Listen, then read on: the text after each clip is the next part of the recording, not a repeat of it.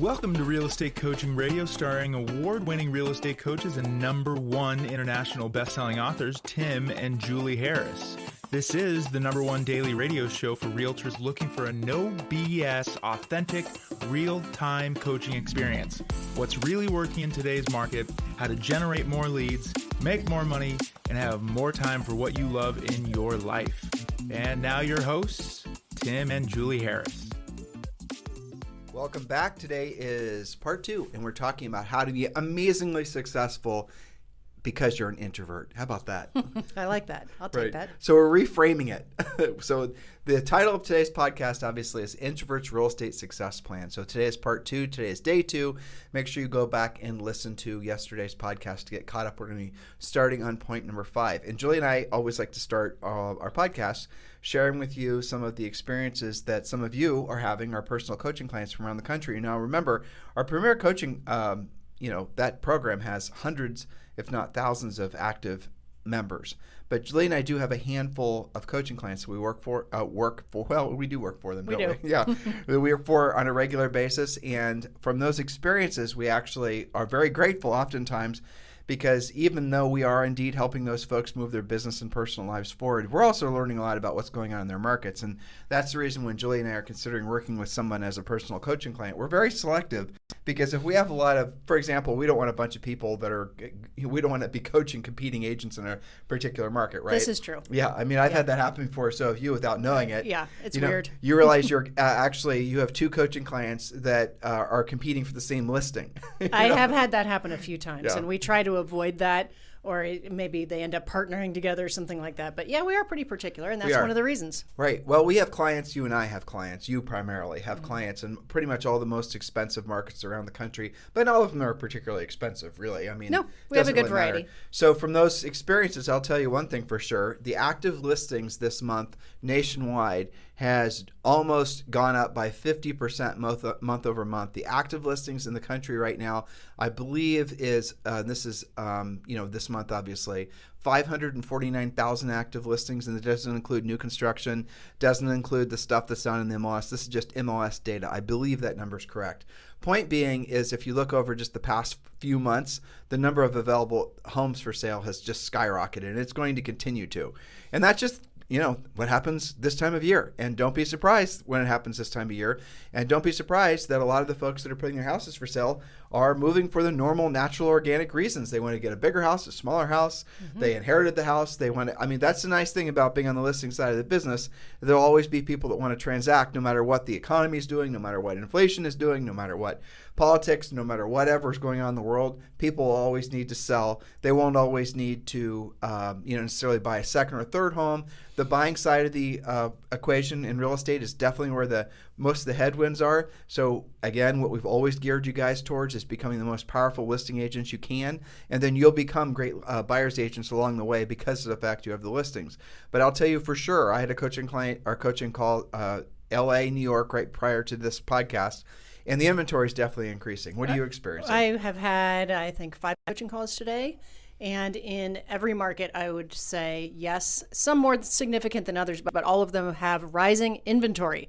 Now, along with observing that it's rising inventory, you and I always ask, what was the source of those listings and that sort of thing. But also, as a result of the rising inventory, have you seen days on the market increase? Yep. And I think in most cases, a little bit. 2 weekends, maybe 3 weekends instead of 1.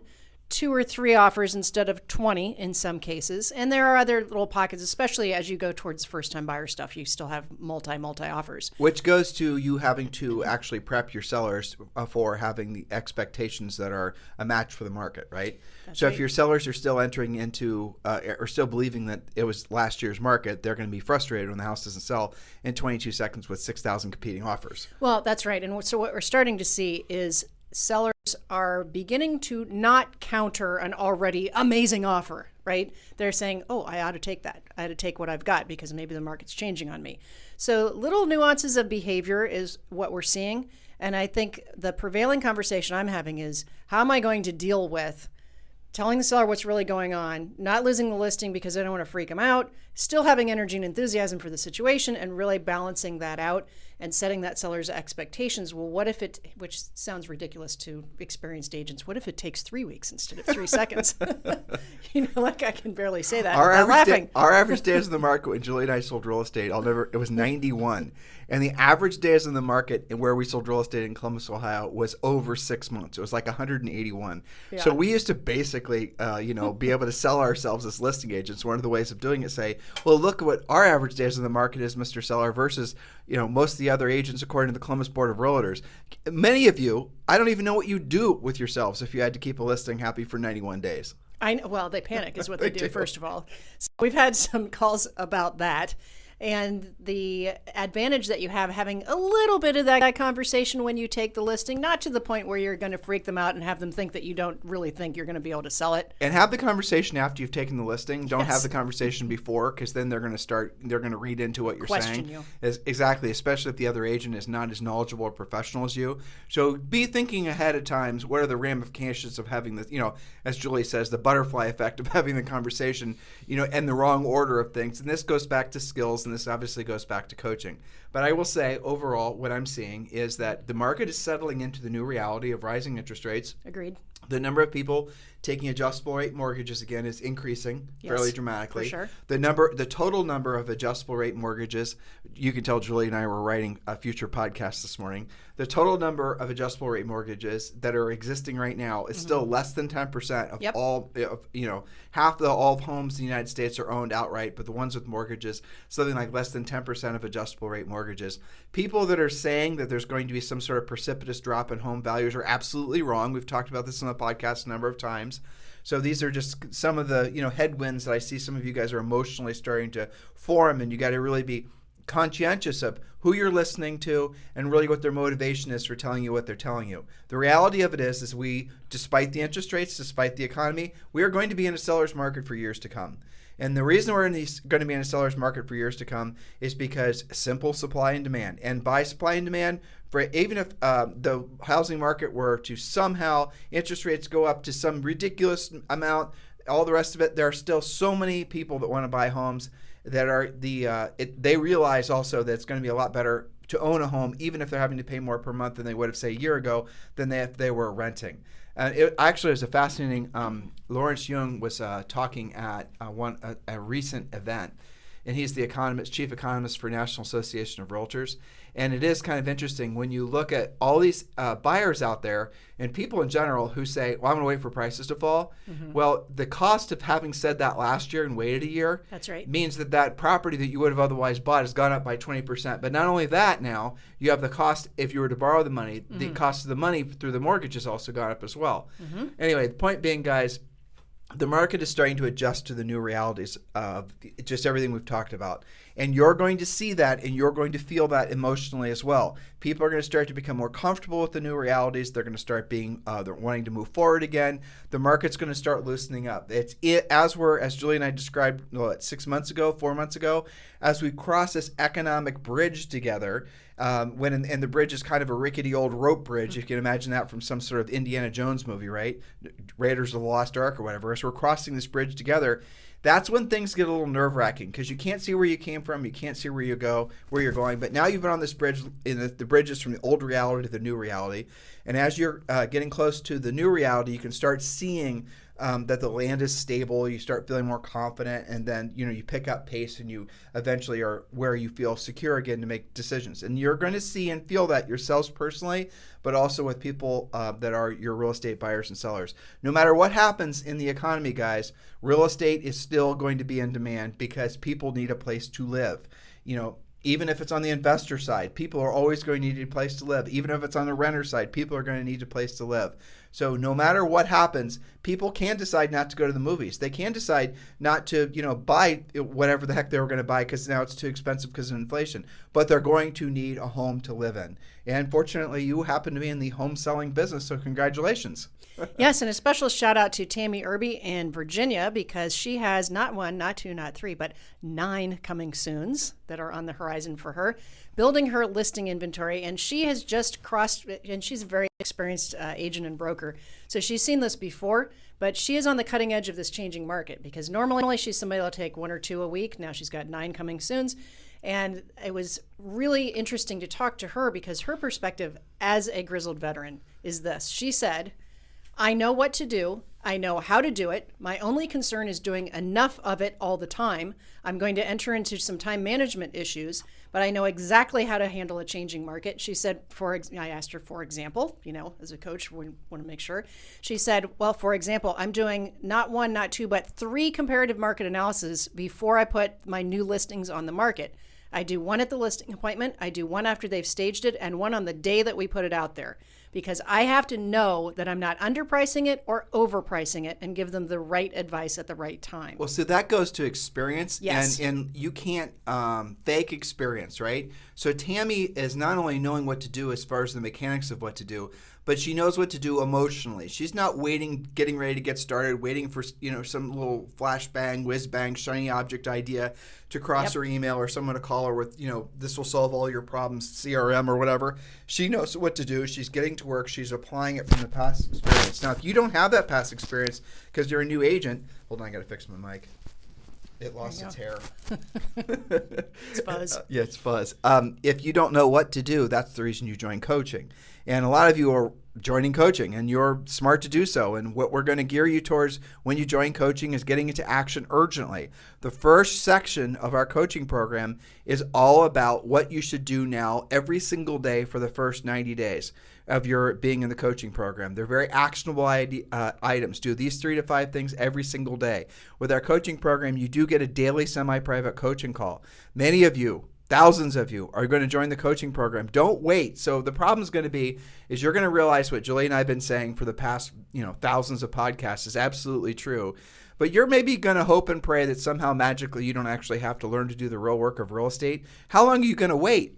That's a funny thing we hear a lot, right? Mm-hmm. I listened to you and Tim on the podcast for months, if not years, and then I always knew I was going to join coaching eventually, but it takes what for you to actually move forward with it? Something bad happens. Isn't that usually what happens? You lose a listing. You don't have a pre-listing pack. You're all of a sudden your marketing gimmick isn't working anymore, and you now realize you actually have to do what Julie and I have been asking you to do forever on our podcast and our coaching program, and then you join.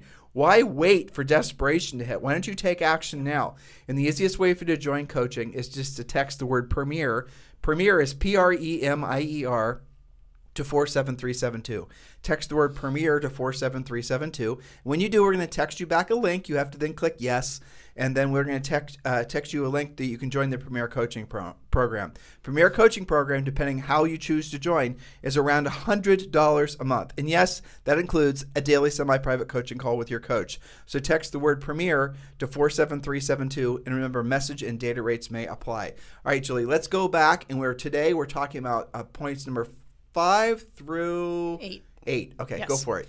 That's right. So this is part 2 of the Introvert's Real Estate Success Plan. Part 1 was yesterday, if you'd like to get caught up. So point number 5, again, this is specifically for our introvert friends out there. In new situations, actually have a plan. For example, if it's a tough competitive listing appointment and you haven't been on many of those, use your pre-qualification script and your pre-listing package and follow our 7-step listing plan. Arrive early, preview the competition, including what's pending and any new construction. Sometimes we call that the 7 Ps. Proper previous planning prevents pitifully poor performance. But also the 7-step listing process and the 7-step, the whole thing is all laid out. It all starts with basically, prospecting or proactively lead generating, pre-qualifying. It goes through the entire process. That's what our 7-step listing process is. That's obviously part of our coaching program. That's also discussed, I think, in Chapter 7 of our book, Harris Rules. It is, and we've done the 30,000-foot view of this on podcasts as well. But the point is that, especially for introverts, generally speaking, introverts and the analytical crowd do not do a great job tap dancing, BSing, winging it. So you know that about yourself.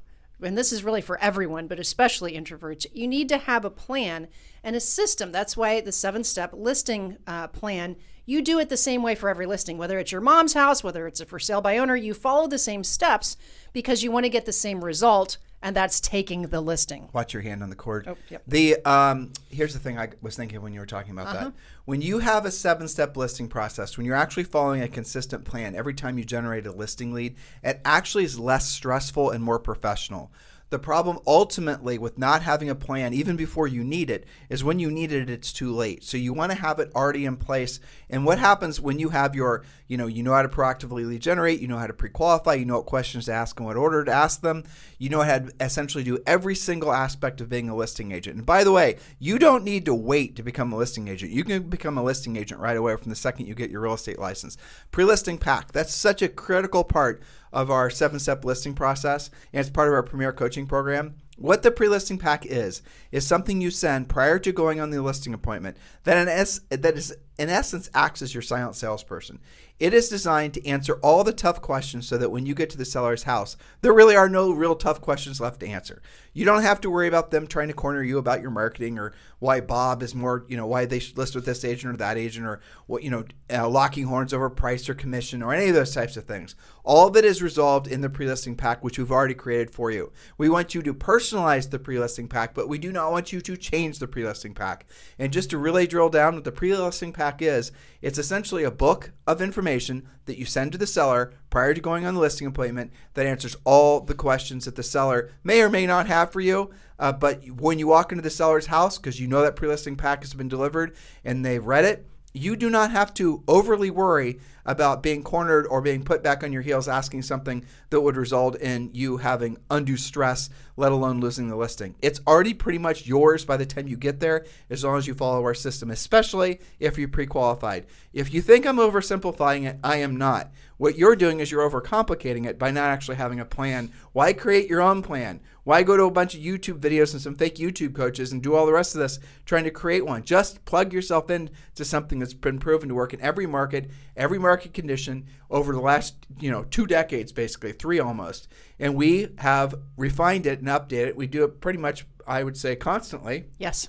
And this, again, the pre-listing packet is one of the most important things in the listing process. And going into any kind of situation where you're wanting to pursue sellers, and by the way, we have something very similar for buyers.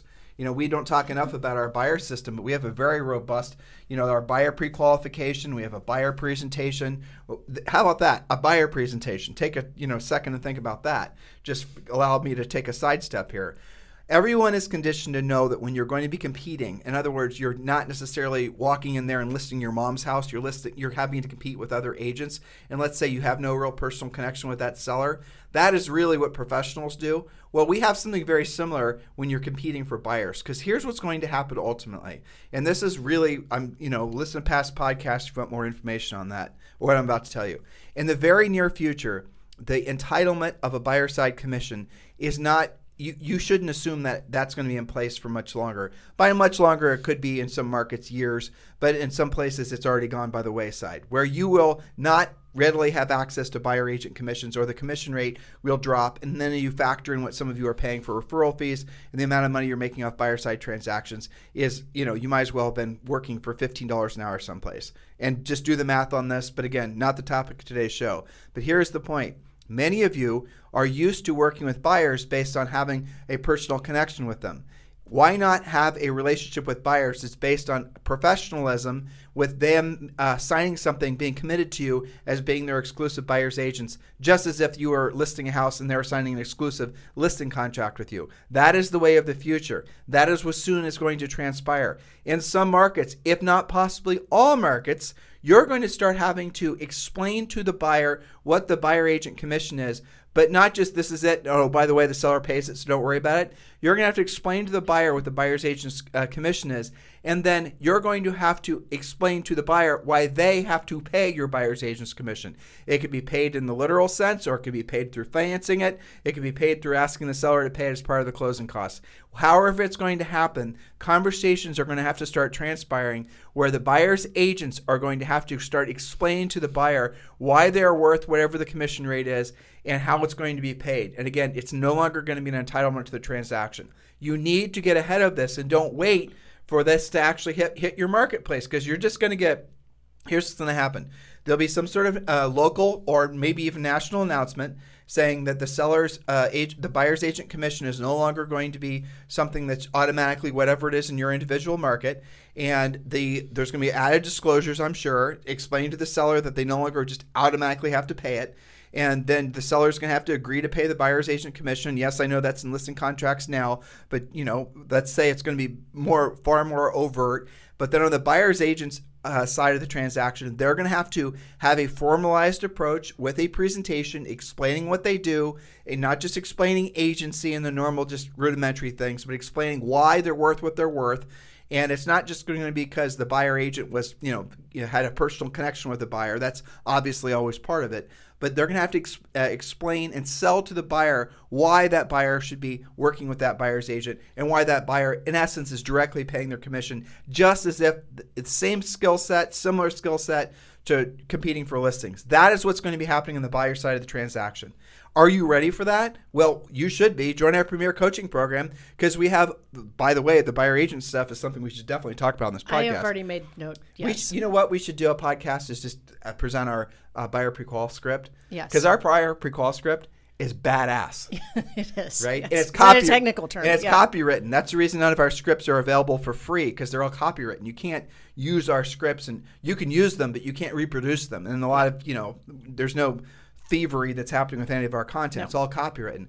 Yeah, so in any event, text the word Premier to 47372. Text the word Premier to 47372. Message and data rates may apply. Well, so in other words, if you thought your life was difficult as a buyer's agent today, wait until there's a new term being bandied about here and there, and that is called commission compression. Yeah. That is exactly what Tim just walked you through. It is not going to get easier. You're just going to get more and more pressure on the buyer side. And our job as coaches is to help you not just navigate through that, but get really good at your buyer presentation. And of course, primarily be a listing agent. And don't wait around for your broker or your office manager to tell you what we just told you. We just told you what's going to happen next.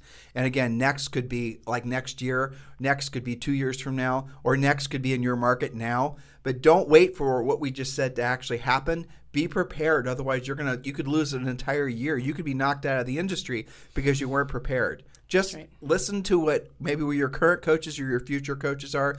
Julie and I are I think what we really are in our heart and soul are preppers, basically. Yeah. We're Boy Scouts, right, or Girl Scouts. We hope for the best, but we prepare for the worst. That's what we're hoping all of you will do as well. That's right. So back to our introvert conversation. Point number 6. Give yourself mini breaks during social situations so that you can recharge. Take a break and walk around outside, or take a restroom break if you're at a restaurant or a meeting. And avoid too much alcohol or too much caffeine, because either one of those can knock you off of your well-planned game.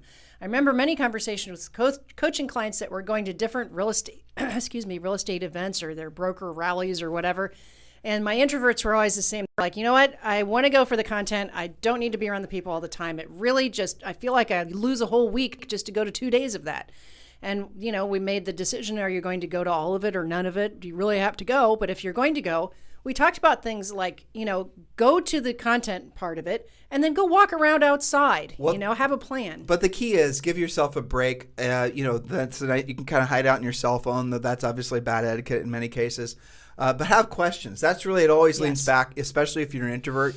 Especially if the idea of being in social situations makes you nervous, which for most of you it will. Mm-hmm. Have questions like, when you walk, Julie's scenario, you walk into some sort of seminar or whatever, have a question of, and maybe you're meeting up with people you haven't seen in a while. So what is the single most exciting thing that's happened to you since the last time I saw you?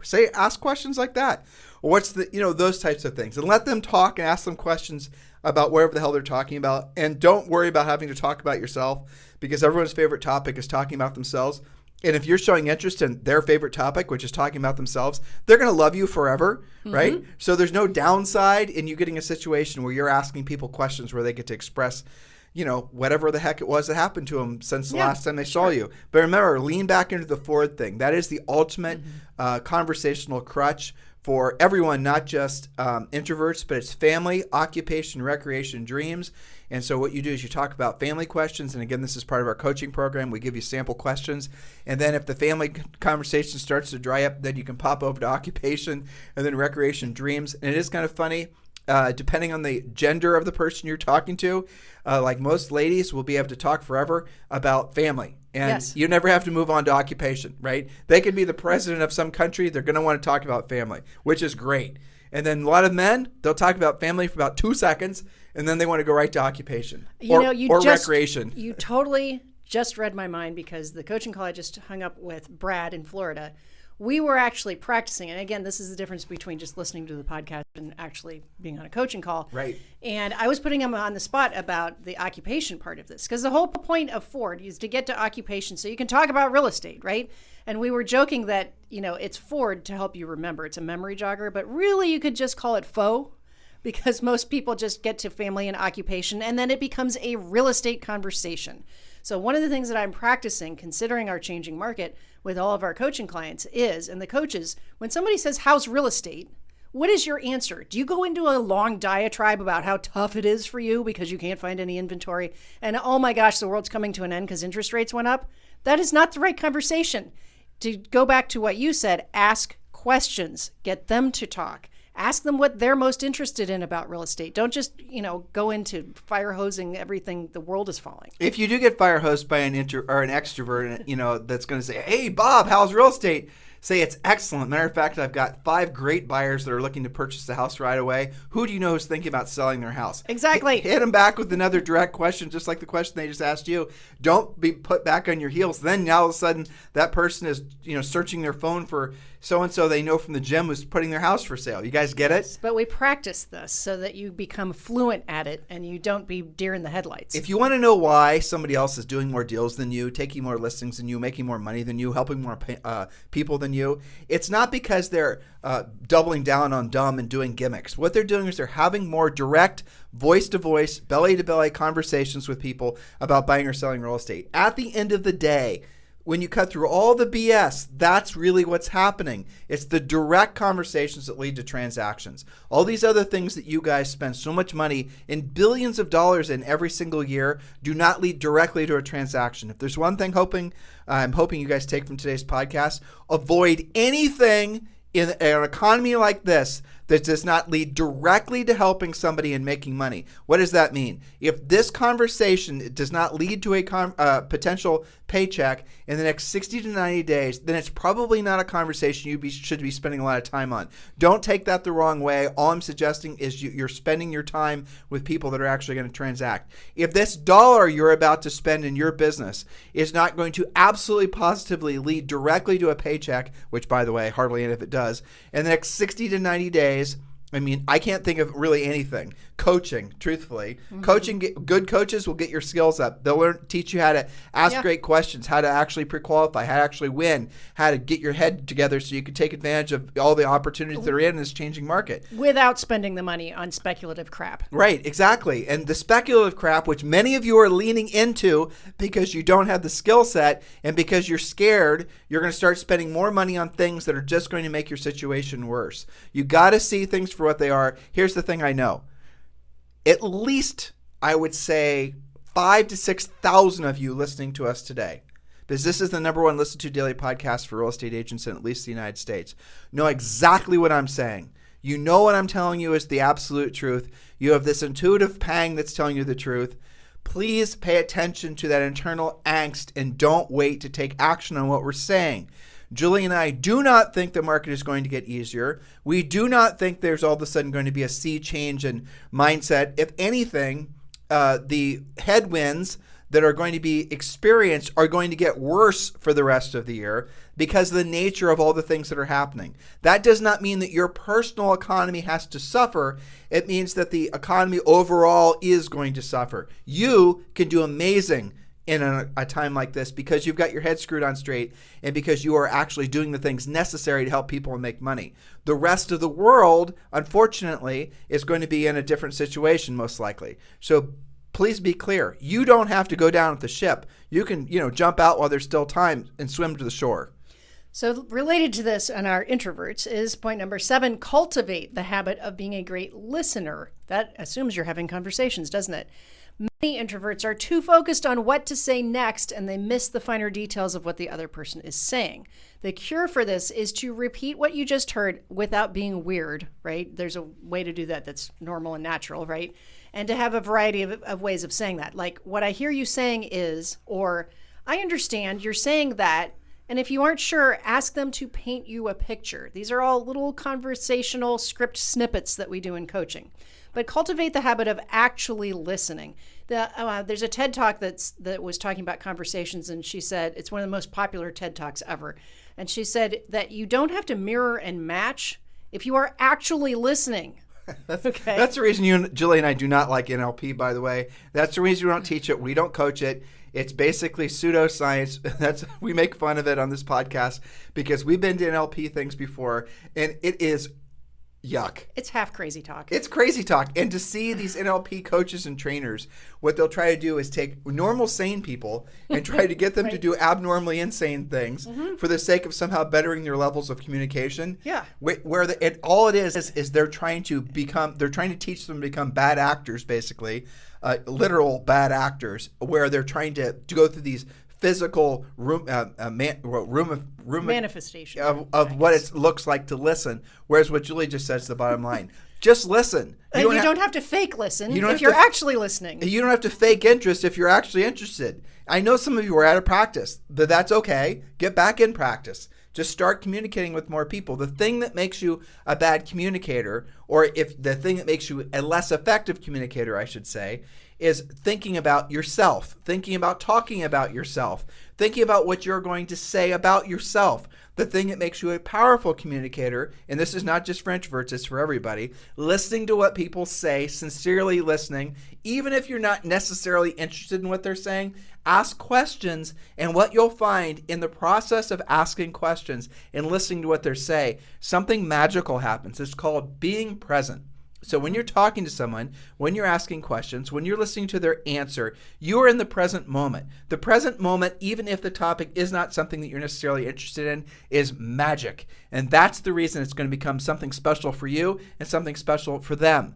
You gave them something and you experienced something most people never experience. Why? Because in life, most people are always thinking about themselves, obviously, but they're primarily focused on what happened in the past or what's going to happen in the future. So when you're talking to someone, this is the little spiritual aspect of what Julie and I are trying to, coach you guys to understand, but we don't want to talk like that because it's a little woo-woo for us, but it is true.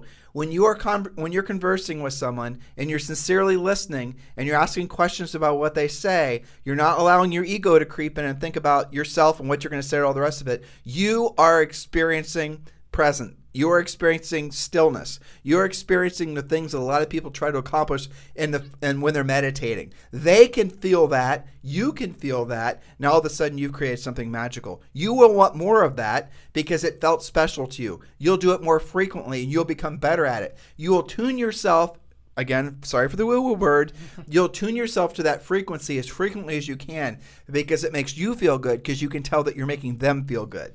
Yes, but it does take practice. So point number 8, force yourself to not just be good, but great on the phone. Yes, I said it, on the phone. It is unavoidable in real estate. If you are more comfortable in person, as many of you are, set your appointments in person as much as possible. But again, not everybody is comfortable with that yet. And all of you learned how to use Zoom in the past 2 years, so that's okay too. But it's also okay to set what I call the appointment before the real appointment. A coffee to get to know somebody, or a walkthrough of a for sale by owners open house, for example. Especially when you are still nervous about appointments in general, and you're feeling your way into how to close, and you're learning your scripts. Your appointments don't have to be super perfect from the beginning. You can have appointments to get to know you and then follow up appointments. But you do, back to the original point, have to get great on the phone because you cannot achieve that, being present, as you just talked about, if you're avoiding having the conversations. And our scripts that we give you make you great on the phone. Now, you are going to naturally say, and we're not disagreeing with you, Tim, you're asking me to read words that are not my own. That is correct, but what's going to happen is after you read them enough, they become your own. We want you to memorize the script. We want you to internalize the script. Those are two different things. Memorizing is just memorizing. Internalizing is knowing why you're saying what you're saying. Memorizing is just knowing, what words and what sentences go in what order. You haven't really thought about it. You haven't ingrained as to why those things are working the way they're working. It's like the levels of learning, by the way. Unconscious incompetence, conscious incompetence, conscious competence, and unconscious competence, right? There you go. So it's 4 levels. I know. Are you impressed? I am. I am impressed It's too. a tongue twister. It's the caffeine. I know. 100%. Anyway, so the point being is that when you are at that second phase and you start to then realize that I now understand why Tim and Julie wrote the script the way that they did. I know why this question happens 3 questions after the question that was 3 questions up. I understand the sequence of things. I can see how this conversation following this script is a dance. It's basically me helping the seller self-discover what it is really that's important to them. And then what happens is then you, after you've internalized it, then you can personalize it. What many hackish agents do is they will try to personalize the script first because it just doesn't sound like me. It's not supposed to sound like you because you don't sound like a professional. The script will make you sound like a professional, and then it'll sound like you. Also, it's not all about you. Right. So stop trying to make it feel like you. You're 100% missing the point of a script if that's where you're stuck. It's all about them. That's why the script works the way it does. Okay, point number 9, our final point today. Use your expert powers of observation for good. Be the person who notices your prospect's unusual Italian art collection or knows the name of the artist and compliments it. Remember the names of their kids, their dog, their parrot. Introverts are naturally studious, so become well-versed in subjects like architectural, interior design, beautifully worded home brochures, landscape design, and all things real estate. Remember that knowledge equals confidence. You want to be confident so you'll have more conversations about more things with more people, right? So use your expert powers of study and observation. Don't overdo it and get into analysis paralysis. You can study yourself out of transactions. I'm not suggesting that. But what I am suggesting is learn about things that will make your appointments more interesting make you more interesting to them and them more interesting to you. If you show appreciation for things that people appreciate, you instantly have a connection with them that other people won't have. And I do remember Julie, of course, was really good at this. When she and I would go on mostly upper end listing appointments together, and Julie would notice books and things like that. Her parents were school teachers and, big readers growing up and the rest of it. But yeah, she would notice certain books, classic literature, British authors, just different things. They would pee their pants when they were just so delighted that she knew what some obscure physicist from the 1900s had written about, the basics of worm theory. Or I don't even know what the hell it was. You know what I'm saying? It wasn't quite string that bad. theory. Well, No. You're not worm theory. Okay, so you're not getting away. I remember a book that you gave as a closing gift to one of the executives that we helped buy a very expensive house from Battelle Memorial Institute. Do you remember? I don't remember the book, but I do remember it was this book that we basically had to use a U-Haul to haul there. It was so big. I think it was the history of the universe or something like that. No, it's something far nerdier. Well, okay. And he loved it. I know. So here's the thing. It has the world's most boring title. I can't imagine that he's sold many of these, but I know he did. Listeners, you notice how Julie's now wanting to talk about the book? No, this is a different book. This is about houses, okay? I just nerd baited her. I know you did, and it worked too. So Bill Bryson, Bryson, he writes really interesting books. Most of it is travel, but he wrote a book. It's the most boring title, A History of Domestic Life, right? That's like the worst title. Who's going to buy that? But you are going to buy that. Obviously. But it is all about architectural and the history of houses and all of these, I think, interesting things like why is the kitchen in the back of the house? No, don't tell the listeners. Make them research it themselves. Yes. But that is, for example. Well, I remember there was a community in Columbus called German Village. Mm-hmm. And this is something, what Julie's saying is 100% spot on. Because it really does make it so that you're more of an interesting person, even if you're not that introverted. But I remember we were going on a tour with JP of German Village, and he was showing us how the masons from back in the time when they were building, German Village was all brick, but how the masons would sneak in their autograph or their signature of who they were into the bricks as a pattern. And do you remember that? Yes, and I didn't know that. I thought that was fascinating. And you couldn't see it. You'd look at the side of a big brick building, and you're like, what the hell are you talking about? And then you'd point it out, and then your mind would start looking for it. Now, we didn't sell real estate in that market, but if we did, how amazing would it have been to point out to prospective buyers or even the sellers that, didn't know this about their community, that they had this, added, interesting history in their building. Those types of things make you special. And if you're not necessarily interested in stuff like that, become interested in stuff like that because you are in the real estate business. But beyond that, depending on the nature of the people you're working with, you do want to know about, an upper end. Let's just stay with that. Well, I have a secret to leave them with. All right, go ahead. You're leading me to. Okay. Perfect. So here's the thought I'll leave you with, a secret. Know your market and your prospects well. What can you notice and use to show that you're paying attention? Who are the builders and the names of their model homes? Who were the founders of your town? Probably there are roads named after them. I just learned the neighborhood I grew up in around Evening Street, over near Worthing Way. And I don't know why this never occurred to me. All those street names were named after famous authors. Emerson, Abbott, all of those. How'd you not know that? I don't know. I just look, you grow up around something, you just think that's the name of it. The way I learned that is from a Facebook page for Worthington where somebody's dad was the developer of that neighborhood. And somebody asked, how did you come up with street names? And they went into this whole long thing. So that would be something to know about your community, right? You know what I'm thinking about now, though, is some of the street names where we have our cabin in Murphy. Hog's Head Drive. Hog's Head Holler, I know. But what's happening, for example, in your local development and real estate trends? Knowledge equals power. Knowledge equals confidence. By the same token, don't fire hose prospects or clients with too much all at once. Maybe they don't care, but some of them will. Your job is to know who's who. Sprinkle your knowledge only as necessary. You never know what listing appointment you're going to be on where something is relevant, and you pull it out of the caverns of your brain because you learned about it 2 months ago. That's the thing, is knowledge equals confidence. And you are absolutely right. When you show that with somebody, you do very much bond to that person to the point where they wouldn't say, well, you know what? We really hit it off because you told me why kitchens are in the back of the house. No, they'll feel like they resonated with you. They were present with you. And what they would say is, well, I guess we just hit it off better than the other agents. Exactly. Well, I'm remembering when you and I got into real estate, we were following our own advice and we read tons of real estate books because we didn't know jack. And I remember we learned the difference between modern and contemporary architecture. I remember we learned the difference between Georgian and federal architecture. I remember we learned the difference between all these different things. And those types of things gave us more confidence. Remember, this is a show for introverts. Knowledge equals confidence, ignorance equals fear. And so when you have this added information about your marketplace, it does make you more confident.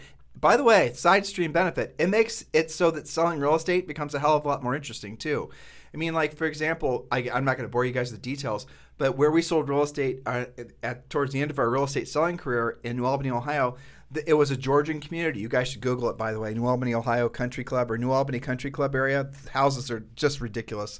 Beautiful. In any event, to know the difference when we go on listing appointments, everyone would assume all the houses were Georgian, but they weren't. They were all different. They were all different styles, and they were all taken from different places in England. And we'd actually gone to England when we started selling real estate there, and we went to see what the original houses looked like. The streets in New Albany were named after some of the architects that were designing these communities in England back in like the 1600s or something. And so we went and researched all this. And you don't think that gave us an advantage when we were going on an expensive listing appointment? Hell yeah, it did. I know. And the next guy shows up and they're like, well, I don't know. What street name is that? Are your kitchen cabinets white? Exactly. So, learn more about your community. I was just thinking about Carmel by the Sea, one of our favorite markets, how interesting those neighborhoods are. And I have a great book, which is The Cottages of Carmel by the Sea, and it talks about the original architect and the original builders and why the roofs look like that. All of you live in neighborhoods, even if you live in a neighborhood that's 10 years old and there were only 3 builders that built in there, you should at least know the names of the models and how they named the streets and little nuances, and then expand from there. Well, Carmel by the Sea, here's a little fun fact for you guys. See how interesting real estate can be? There are no street addresses in Carmel by the Sea. We're not making it up. What a nightmare, first of all. Exactly. So go and Google Carmel by the Sea, and you're going to see some of the most ridiculous little hobbit houses you've ever seen before. There's these perfect little cottages. There were, 2 or 3 architects that went in there and designed most of them. The roofs have arches in them and all these ridiculous things that no one will ever do nowadays, but they're so unbelievably beautiful.